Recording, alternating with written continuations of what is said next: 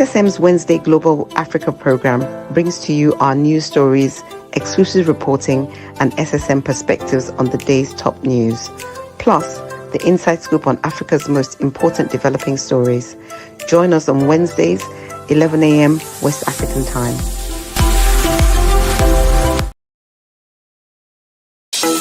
In a world where news flies around every minute, you need the ability to relate and connect with what matters and stay up to date. Schengen Story Media News Echoes program is Africans in Diaspora and at Home's leading English news network, one of the most trusted, respected sources for news updates on current affairs as they affect global Africa.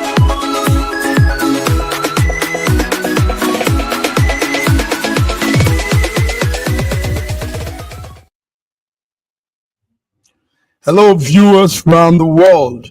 You are welcome to this inaugural reactivated version of the SSM Wednesday Global Africa news update. We're so excited to be back. Well, it's wonderful to be back with our viewers, you wonderful followers. My name is Mark Godwin Iweajuwa, and as usual, I have my coordinators from different parts of the world.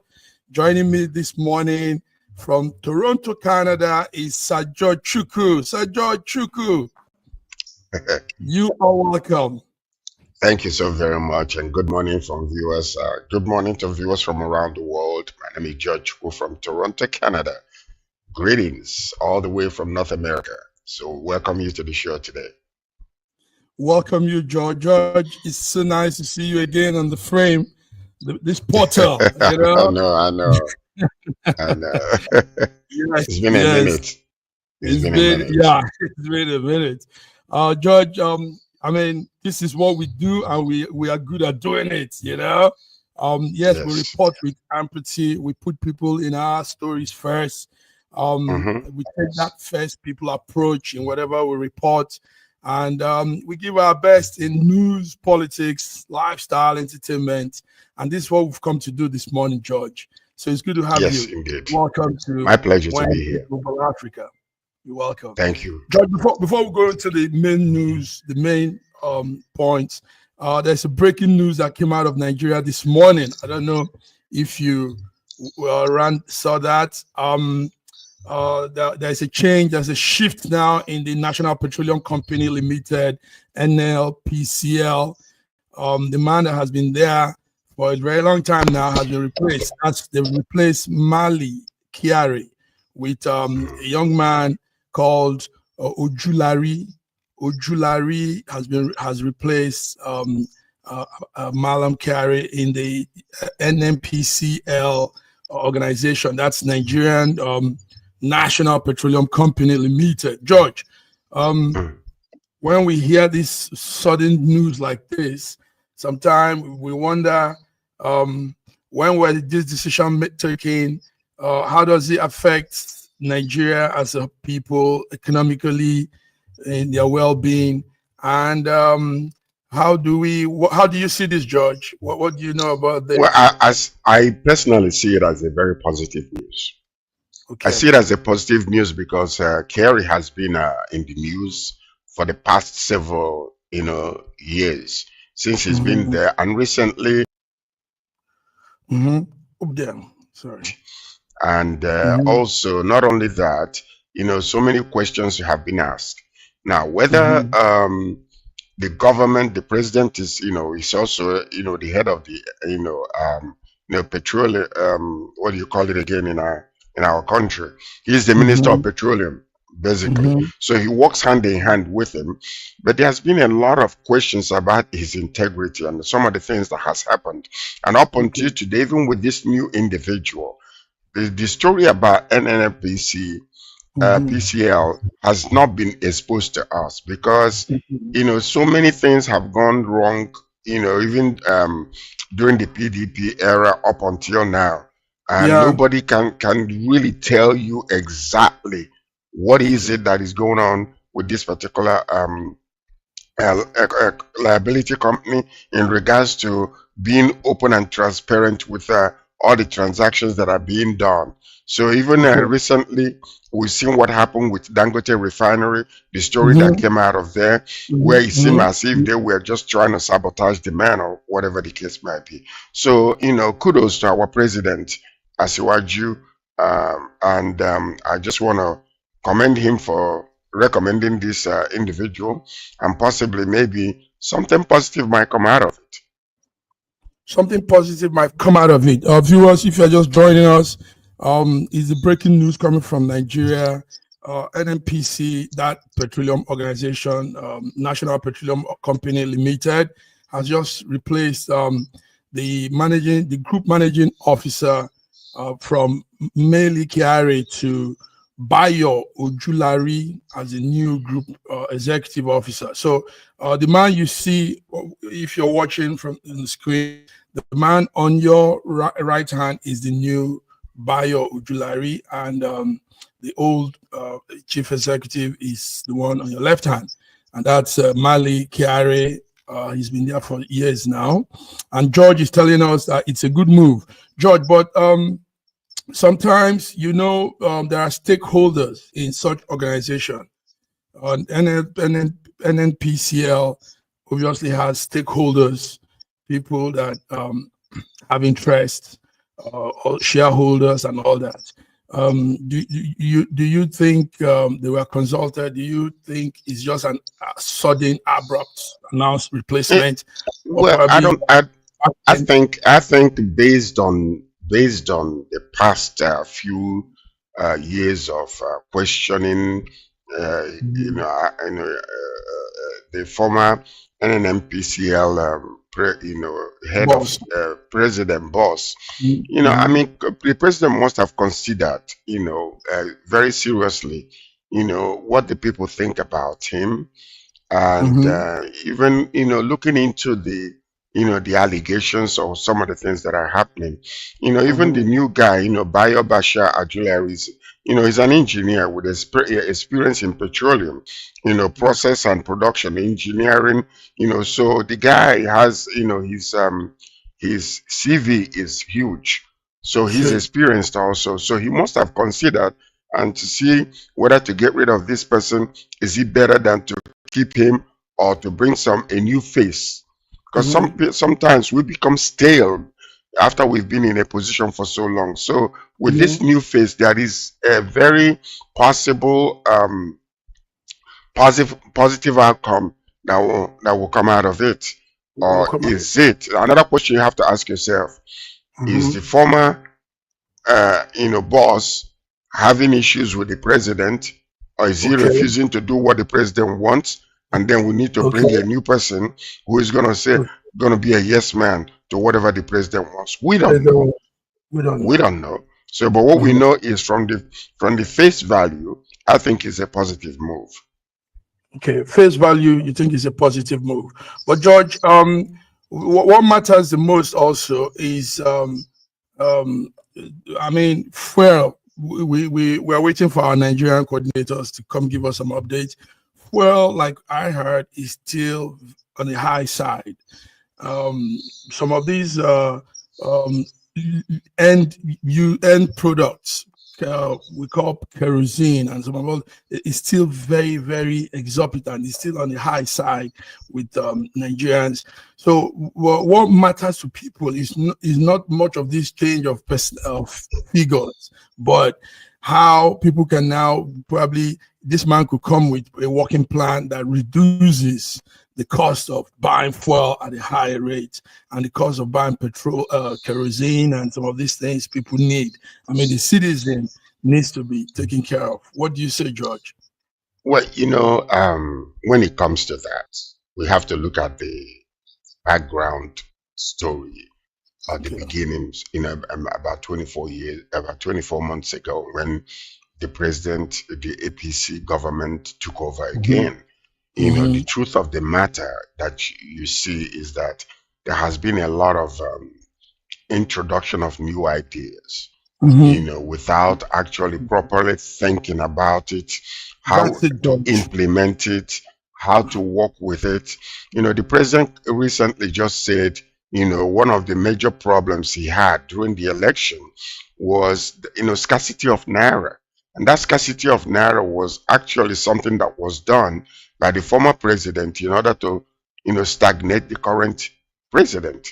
And we saw that, the reprinting or the recurring of the naira that took place that cost us, billions upon billions, which up until today we have not recovered from. So these are decisions that are being made sometimes. So what I'm saying is that when it comes to petroleum, we say that a subsidy is gone. But if subsidy is gone, what benefits are people, receiving from the subsidy that is gone? Subsidy that is gone. Okay. If that is the case, all things being equal, why are we still paying almost 5 times the amount we used to pay during the former era? So these are the questions that needs to be asked. Even this individual, I can guarantee you, he is not a magician. He's not a miracle worker. He's not going to be able to do anything overnight. So for us to go back to the way things used to be in the very past, it's going to be a process. It's going to be a long time. So hopefully, with new ideas and with his intelligence and his, educational acumen, hopefully we'll be able to, effectuate a change that will be positive to the masses, because the masses are the ones, suffering from all the wrong decisions that are made in the past. The masses are the ones suffering. Viewers, if you're just joining us, you are tuned to, the inaugural 2025 edition of SSM Wednesday Global Africa Update. And I'm here. My name is Godwin Irejo. I'm here with George. And it's a discussion of the breaking news this morning, change in governance in NMPCL. The president appointed Bashar Bayo Ojulari as a new group chief executive to replace Mali Kyari. George, yes, you said that so well. That was on point, George. Now the other thing is, it's high time Nigeria really begin to diversify into other sectors. Our attention has been too much on this crude oil or petroleum, and it's not helping us much, because the world is going out, other outreach, other source of economy, source of production, wealth production. I mean, ours is just this thing, and this is why we have all these issues around that we'll come to later. Issues around a certain territory, south of Nigeria, where much of this oil production happens. Don't you think it's time to really look into other aspects of economy, other aspects of wealth making for our country? You see, this is a result of a kakistocracy. When you bring people in, when you bring people in that are unable to, basically innovate new ideology or ways of doing things, that becomes a very, very serious issue. Number one, you have people that are so well-rounded when it comes to international businesses, world economy, how to be able to become a game player in the global economy, and so what happens is this: then you bring somebody who is not well-rounded in that area, and you surround yourself with people that are not so well-versed in that area too. What do you expect to get?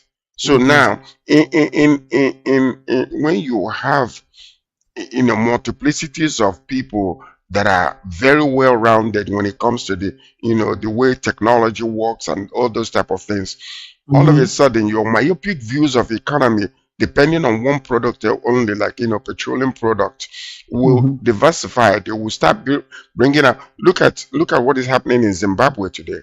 Zimbabwe have just innovated a powerful tool, battery, that can power a vehicle that doesn't use water, it doesn't use even electricity.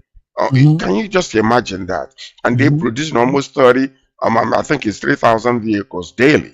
So Yes. when you see such innovative ideas and you encourage it, it makes you a game player, makes you a force to be reckoned with around the world.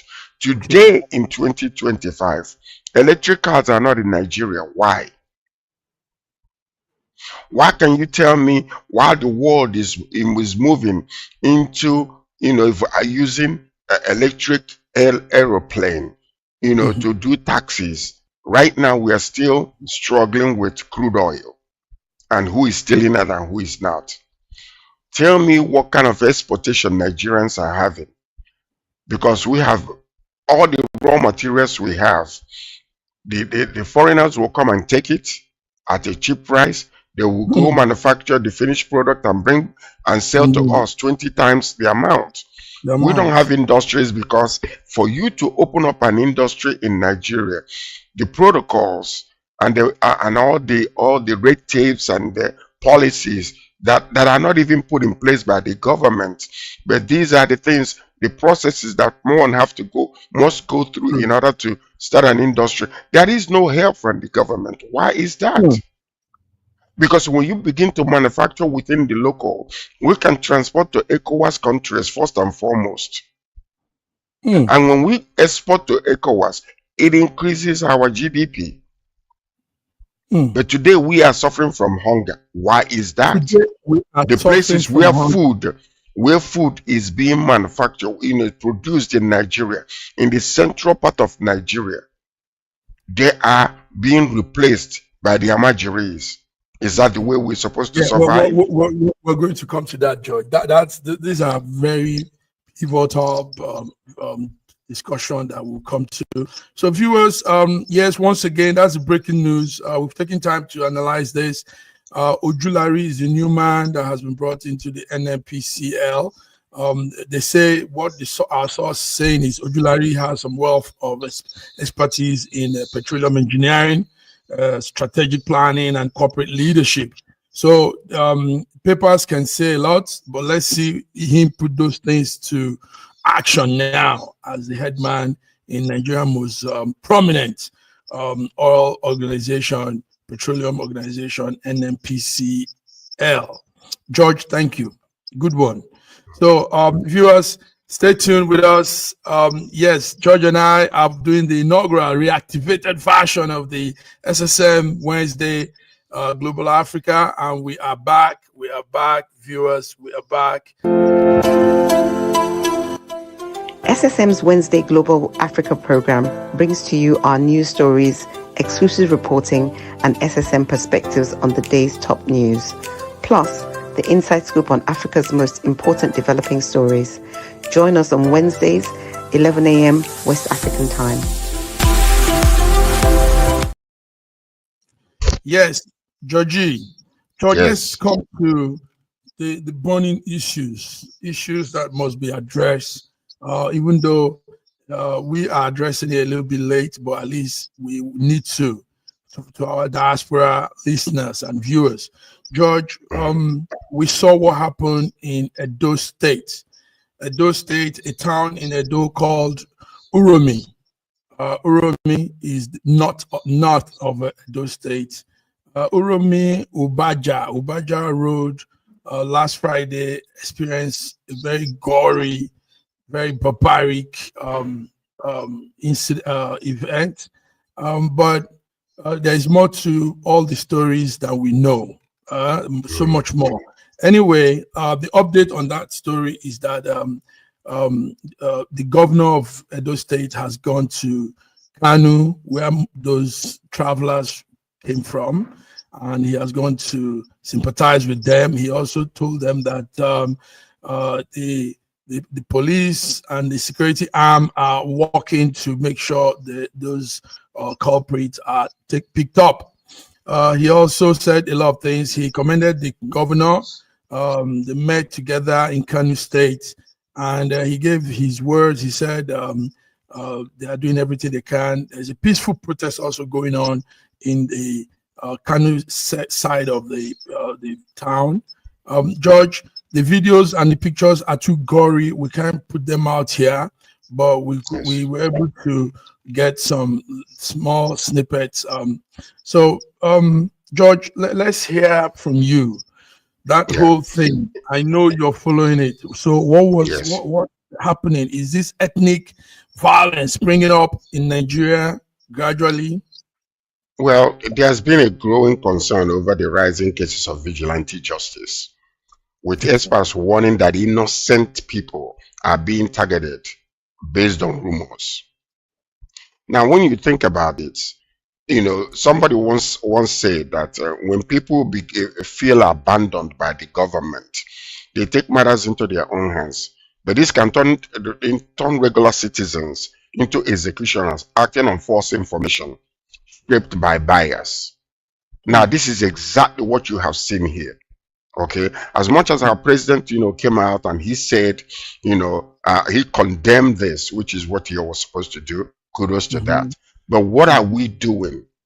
What are we doing? Why are these individual uh, um, security operatives rising up from one place to another when we have the police, when we have other official mopo in Nigeria that can be helping with all of these things?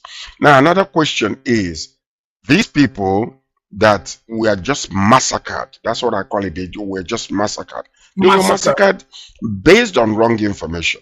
When their leader was taken to the police, the understanding was that they were instructed to kill the rest of the people. So evidently they must have gotten something from the police force, as an instruction to destroy these lives, innocent lives for nothing. So now this is what we have been going through in Nigeria. It's very, very sad that even up until now, with all of these things that are going, they will not consider to have local police or state police rather than all these personal security experts. Some of them are not even trained.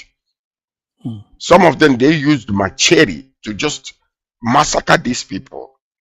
It is unacceptable. It is intolerable. And these are things that we need to look into, because the public has felt abandoned by the government. And what is happening, even the police forces right now, you can't even trust them anymore. So we need to make sure that we modernize our police forces, that we bring state police in order to be able to protect the people. And these are what things that are happening. So some of these people, they hire them, they don't train them well, they don't even know how to use guns, and these are the resulting consequences of such. George, you're a good one. But you are speaking as one-sided Nigeria, like they would say. Viewers, if you're just tuning in, yes, this is Wednesday SSM Global Africa update.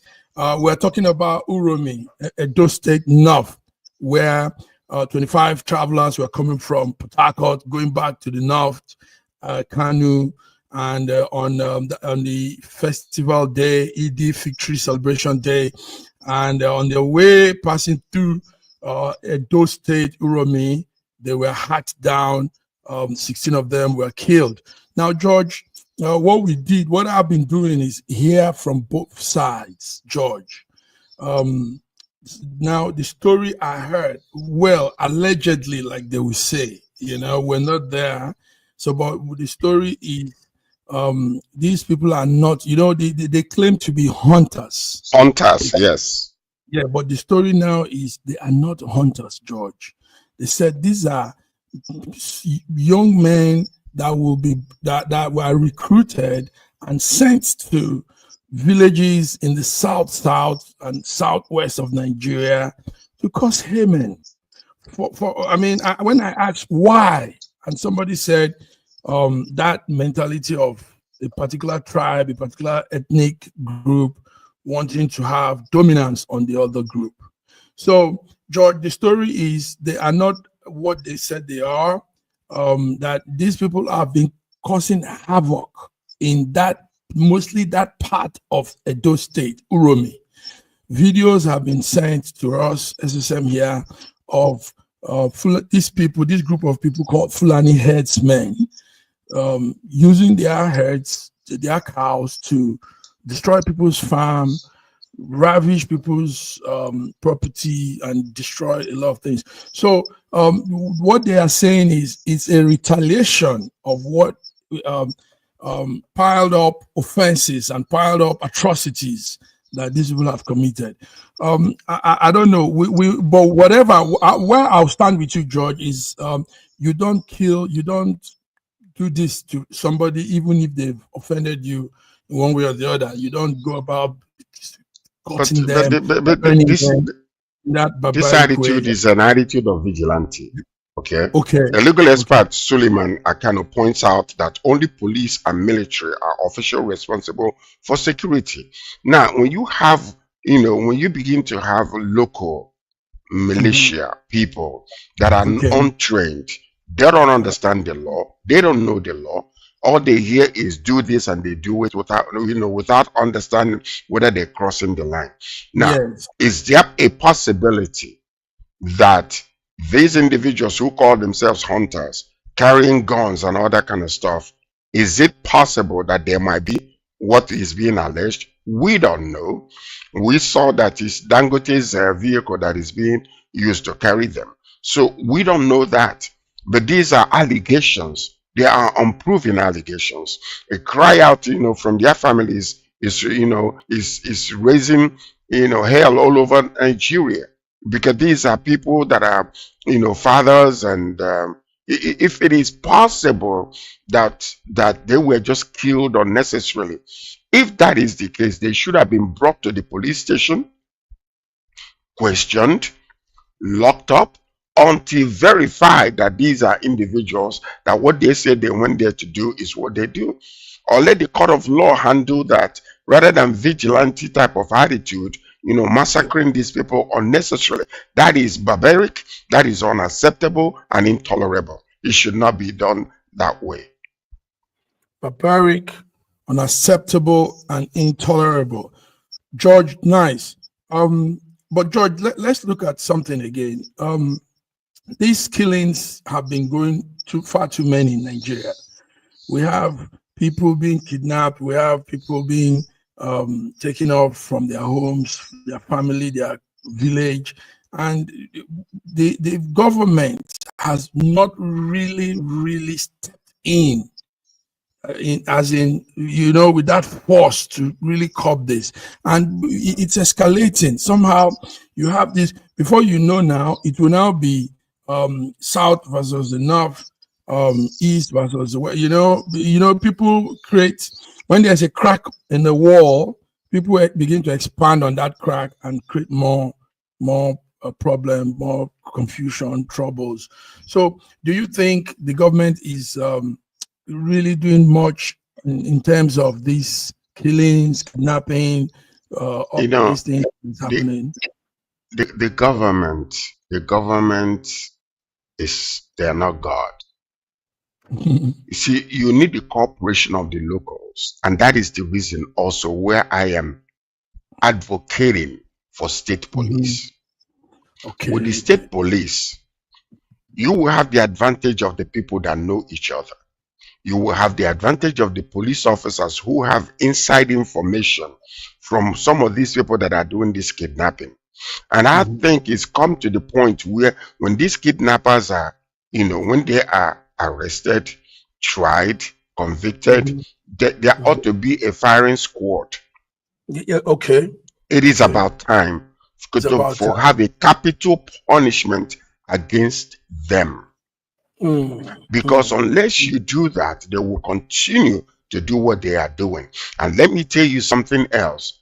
It's been alleged that some of these kidnappers are actually being funded by the people on top. So if well investigated and found out, whoever the culprits are must be brought to justice in order to sanitize and rebaptize our land. Because enough is enough. Enough is enough, George. Enough is enough. All right, I know George, people. George, yes. Go ahead.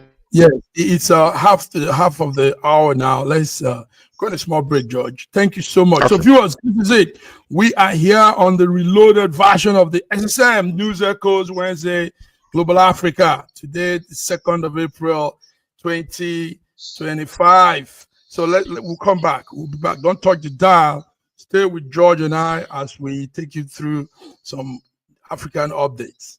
See you on the other side. Nigeria, we hail thee, our own dear native land. Though tribe and tongue may differ, in brotherhood we stand. Nigerian soul are proud to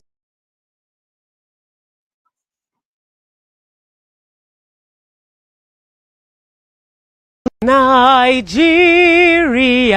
we hail thee, our own dear native land. Though tribe and tongue may differ, in brotherhood we stand. Nigerian soul are proud to serve our sovereign motherland. This country has some of the most extraordinary culinary diversity in the world. I'm talking about Nigeria. This first dish is amala abula, made popular by the Yoruba people in southwest Nigeria. It starts with amala made from dried yam and then is covered in a variety of soups. Next we have ofe nsala, a white soup that is synonymous with the Igbo people of southeastern Nigeria. It goes best with fufu, or akbo as the Igbos call it. Next we have suya, the most well-known food of the Hausa and Fulani people of northern Nigeria. Meat is covered in a peanut-based powder called yaji and cooked over an open fire. This is banga and starch, a classic of the Urhobo people of Delta State. Lastly, we have onunu, a plantain-based swallow of the Izon people in south-south Nigeria. We are eating it with fisherman soup, popular throughout this whole region. And of course, we don't forget the jollof rice. This is popular everywhere in Nigeria. I think what makes Nigeria so great is the diversity of all the different people coming together. These beautiful ethnic groups living side by side, sharing culture and cuisine is what makes Nigeria such an amazing country to visit. Nigerians should be so proud of that cultural heritage, as there is so much more that unites than divides them.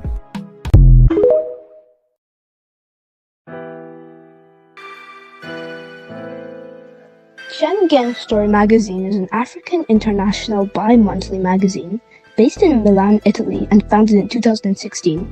The publication focuses on personalities, fashion, style, entrepreneurship, and culture for Africans. Though articles on food, movies, fitness, music, travel, sports, technology, and books are also featured. Our lives full of best stories. A lot can happen in a month. Expand your mind, change your world. Get Schengen Story magazine's full editions. Celebrating Africans make an impact. Read better, the inside story. Your fashion magazine for a better lifestyle. Inspiring stories for you. Your monthly dose of entertainment. A better mind keeping you updated. Hashtag Schengen Story Magazine. Get Schengen Story Magazine full editions. SSM's Wednesday Global Africa program brings to you our news stories, exclusive reporting, and SSM perspectives on the day's top news. Plus, the inside scoop on Africa's most important developing stories. Join us on Wednesdays, 11 a.m. West African time.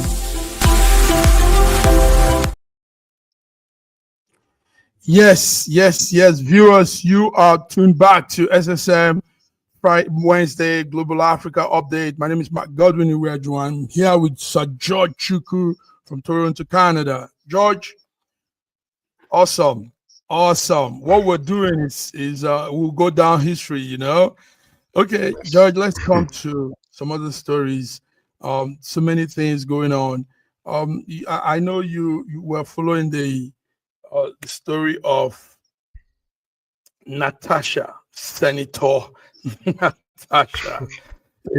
George, there's something. Before we go into that story, let me say something. Somehow, the Nigerian government and leadership, somehow they groom individuals and turn them to megastars by trying to bring them down, trying to do one thing or the other to pull them down, and before you know, that person rises up, and becomes something that probably the person didn't even expect to become. I think that was a story similar to the IPOB man, Nnamdi Kanu. Buhari just took time to want to get him down, and as he kept doing that, his fame was spreading. He was waxing strong. He was growing, and today he has become more stronger than even the southeastern governors. Now it is Natasha. George, tell me, what do you know about this young lady? Well, I know that she was suspended for 6 months without pay, and from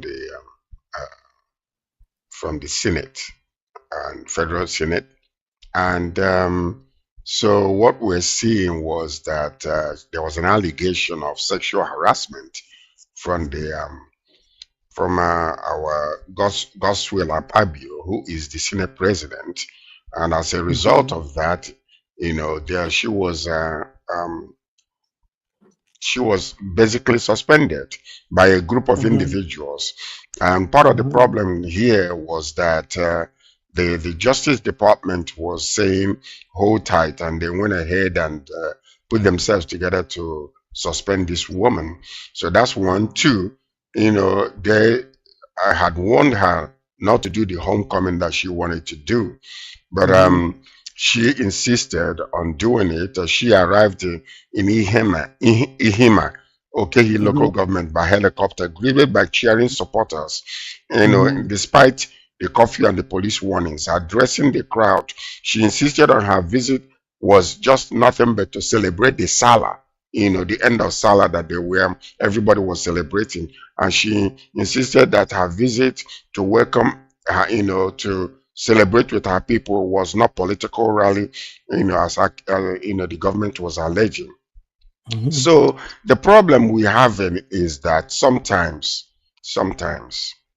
we need to be very, very careful how we handle certain situations, because if we have this type of authoritative type of ideology whereby people that have several concerns are muted and want to be stifled, not for them not to talk, what happens, nature will take its course. And that's what you were just describing. Sometimes we call it Trumpism. Trump doesn't believe in good or bad news.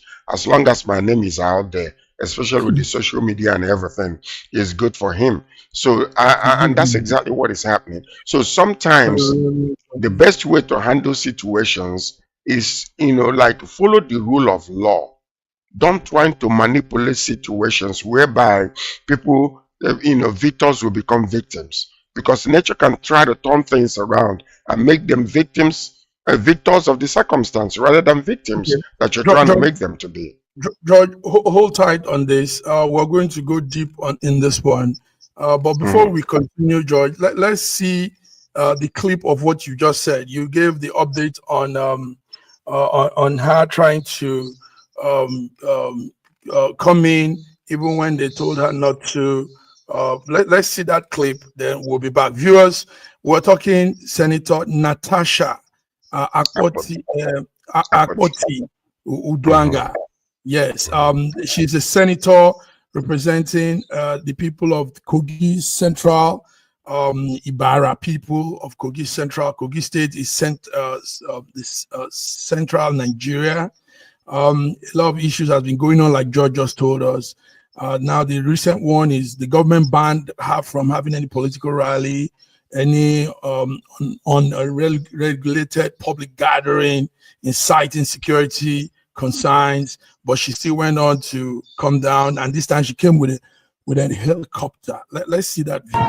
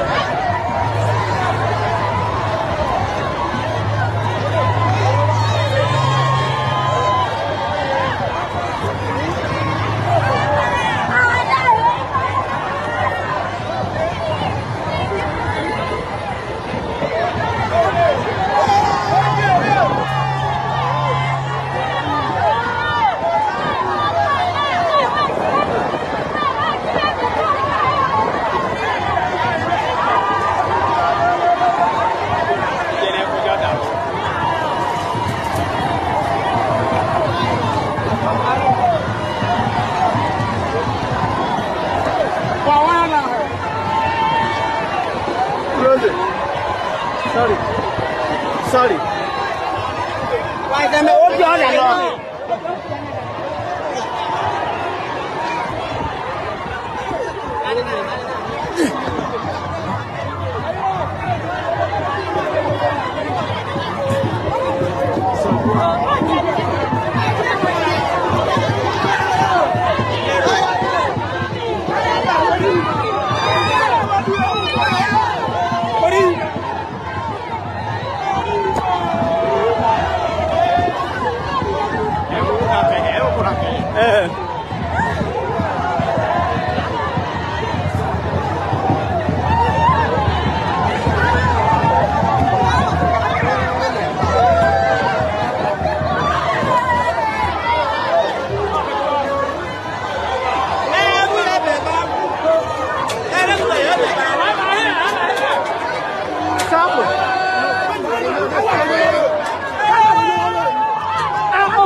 Okay, let's straight.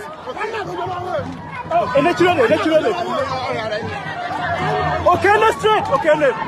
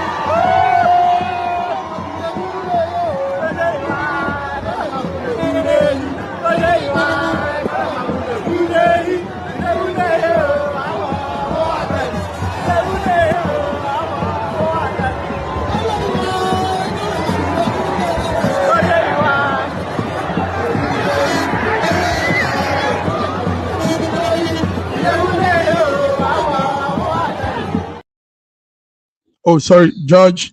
Yeah, it's okay. It's some beautiful. time. Yes, Yes. we had to see.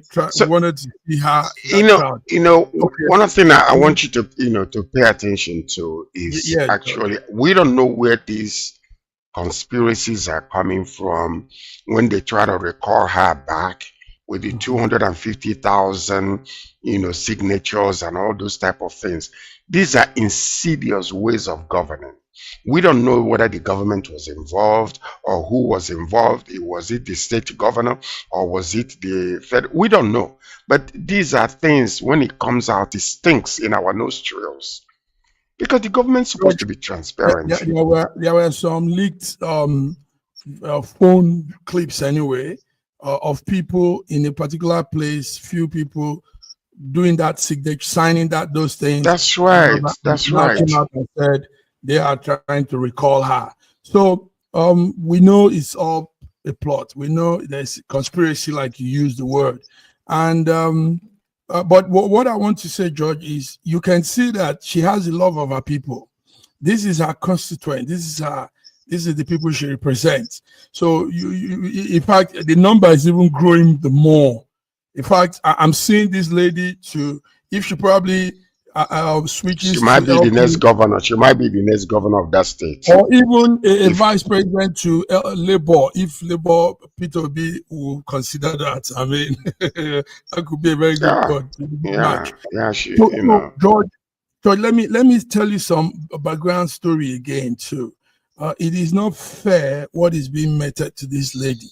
Do you know when we were talking about the grains coming from Ukraine? Remember that story?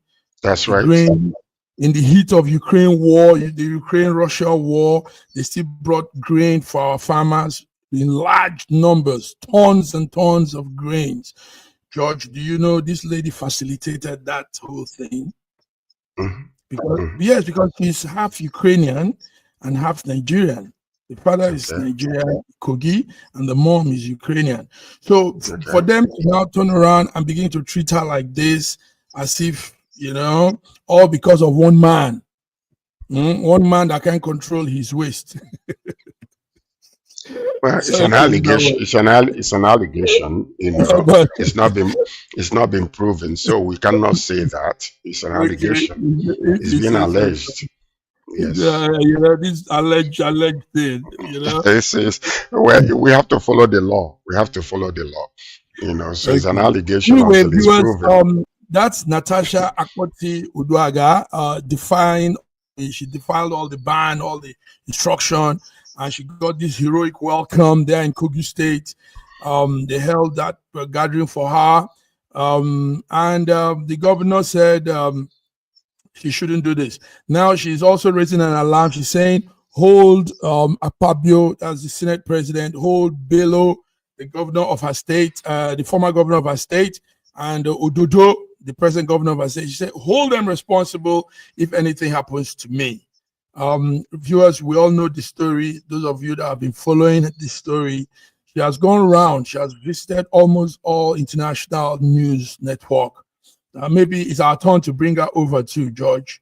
We need to bring her over. And then she received an award from an Arise News Women's Celebration. Yeah, on Monday she received an award there too. Yes, years ago, months ago. So no, just recently on Monday. Okay, was that? She was one of the awardees. Yes, it was on Monday. Okay, that event I thought it was some weeks back. Okay, no. We need to also see if we can bring her to the event. Let's also hear from her. She's been to Dutch Wiley, she's been to CNN, everywhere, BBC. You know, I think for her to be doing that, George, maybe some form of it's not making our government look good. We need to be careful how we handle situations like this, especially with people who have international tentacles, because that's exactly what she's doing now. She's crying out to the international world, and then all of a sudden she will become one of those major heroines of the Me Too movement, and that's exactly what you're seeing. So we need to be very, very careful how we handle situations, especially with, you know, the women that has been marginalized for so long. We have to be very careful how we treat them. How many women are in the Senate right now, in the Federal Senate? I think it was 4 of them. Now without her, it's only 3. And it seems like those that are still there cannot talk because they are for the fear of what just happening to this woman. Is that the way we govern a nation? We have to be very careful. The world is moving forward. We have to be very careful.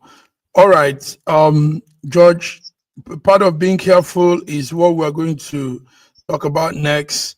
I don't know, it looks like it's a season of imposing levies and high tariffs on each other. Everybody's just doing this back, left, front, center. But we're talking on Africa now.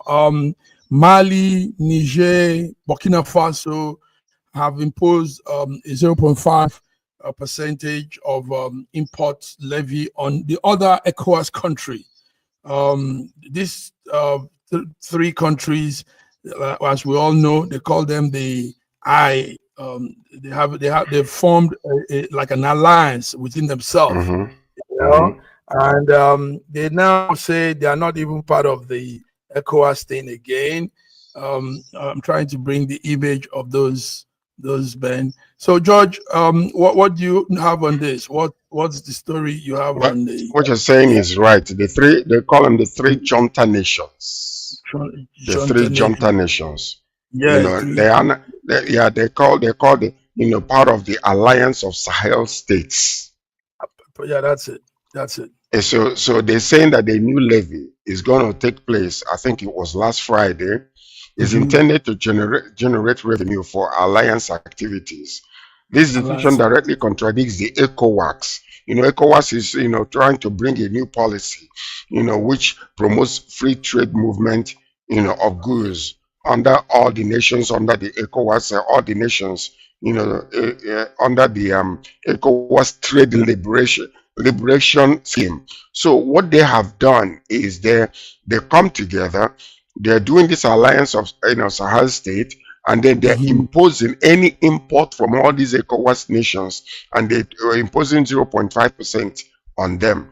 So this, the levy essentially is creating a trade barrier which could lead to a higher cost for imports, disrupting that chain that ECOWAS is trying to institute. So this is what you are seeing here. And it's again,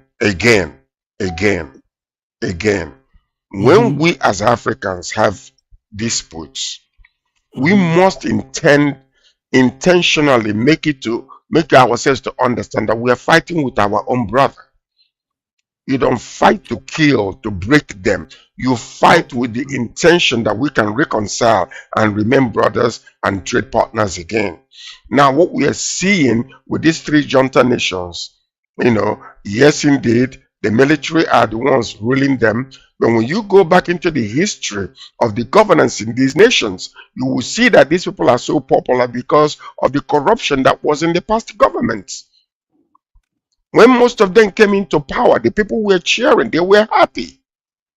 So what is the solution to all of this? Govern fairly, equitably, and justifiably.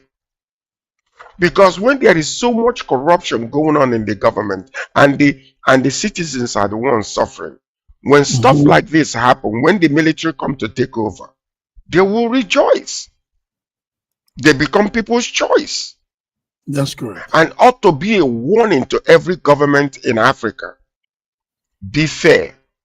Think about your people. Think about your people. And I'm saying this because I'm involved right now in a movement in our own state called Imo State. A new Messiah is about to come. I'm not going to mention his name. But when you listen to the manifesto of this man, you will know that this man is really truly a Messiah that is going to turn Imo State into something that have never been seen before. We are talking about Abia State now, because of what is going on there. But this individual might even be he'll be 10 times better than the Abia governor because of the manifesto and how popular and how generous this man is, because he has the heart of the people. But I'm just saying this because good governance is one thing that our countries in Africa must embrace. To think about their citizens and know that there are people that are appointed by the people, so they have to take care of their people. Good, George. Okay, viewers, you're hearing it raw live from us here. So these three junta-led country individual, you see them there. That's Burkina Faso, Mali, and Niger. They've stood together to form that alliance of Sahel state, AES, they call it. And now they are coming strong to impose some tariffs on duties coming from the ECOWAS countries. So they said they want to use this to build their alliance, form their own activities. And yes, George said it's not good to bring friction in a family, brothers. But George, when the other brothers are not getting it right, and a lot of things are done in non-progressive way, maybe an alliance within some of them could bring progress. I don't know, because we are in such a dire state that such divisions ought not to happen. I know that ECOWAS nations, as you have reached out to them, in order to bring them back in, but the foundation was already wrong. So how are you going to go back and rebuild the foundation again? I don't know. But all of us ought to come together as brothers and trade among one another. Because right now, before you know it, it will be difficult for any imported cars to come from outside of Africa, from the way we are seeing things right now. So, and this is the future of Africa. This is the future. George, this is the future. And this is the future of SSM News Echoes. George, our time is fast spent. It's an hour show, and we've done it. George and I, viewers, George and I have been here talking about some core issues. We talked about the Edo killing in Uromi, the killing of some hunters, they call them. We've talked about the new appointment of Bashar Bayo Ojulari as the new Group of Chief Executive Officer for the Nigerian NNPCL. And now we're talking about what is happening with Niger, Mali, and Burkina Faso imposing import duties on the ECOWAS country. We also talked about the pretty lady, very energetic woman called Senator Natasha Akpoti Uduaghan. So this is it, George. George, you have to say before we go. Friday we'll be back for the international update. George, what do you have to say? What? Well, I just want to welcome back all our viewers from around the world, from Russia, from UK, from Nigeria, from France, all over the world. You know, as a matter of fact, you know, if there's a possibility to be in France on the 12th of next month, you know, for a meeting. So, but I just want to welcome all the viewers from around the world. We are back right now. So let your friends know, you know, log in, join us. Let's give you the updates about Africa and the world as a whole. And this is a place, the only place where you are going to get views that are not tainted or manipulated by anybody. We're giving it to you the way it's supposed to be. And we say, welcome back to our viewers. Nice. That's it, viewers. So you are welcome. So we'll be here again Friday, and Friday will be the international update. We'll be talking about all the things happening in Europe, in Canada. George, you have a lot to tell us from Canada. Canada is going through a lot. Yeah, we're going through a lot. We discuss about Canada. I'll give you updates about our country. We need to hear about Canada. So viewers, you're tuned in. Thank you for coming. Inaugural show for 2025, the reloaded version of SSM. And George and I have done our Wednesday Global Africa update. So until we come again on Friday, same time, 11 a.m. Nigerian time. See you then. Thank you. Stay blessed. In a world where news flies around every minute, you need the ability to relate and connect with what matters and stay up to date. Schengen Story Media News Echoes program is Africans in Diaspora and at Home's leading English news network, one of the most trusted, respected sources for news updates on current affairs as they affect global Africa.